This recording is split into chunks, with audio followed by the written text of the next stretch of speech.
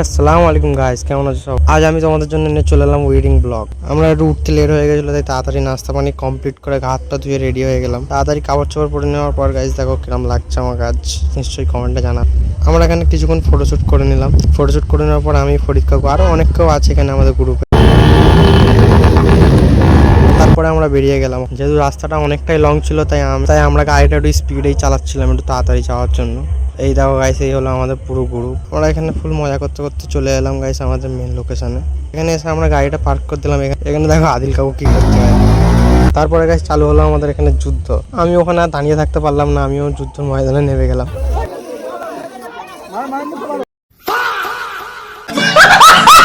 কিছুক্ষণ যুদ্ধ করে নেওয়ার পর আমাদের ফাইনালি ভেতরে ঢুকতে দিয়েছিল। তারপরে আমরা খাওয়া দাওয়া কমপ্লিট করে কিছুক্ষণ এখানে আমরা সবাই একসঙ্গে বসে একটু গল্প করছিলাম। তারপরে গাইস এখানে চালু হলো আমাদের ফটোশ্যুট কমপ্লিট করে নিয়ে আমরা এবারে ঘরের দিকে বেরিয়ে গেলাম। ইনশাল্লাহ আবারও তোমাদের সঙ্গে পরের ব্লগে দেখা হবে। আজকের ব্লগটা এখানে এন্ড করা যাক। আপাতত টাটা।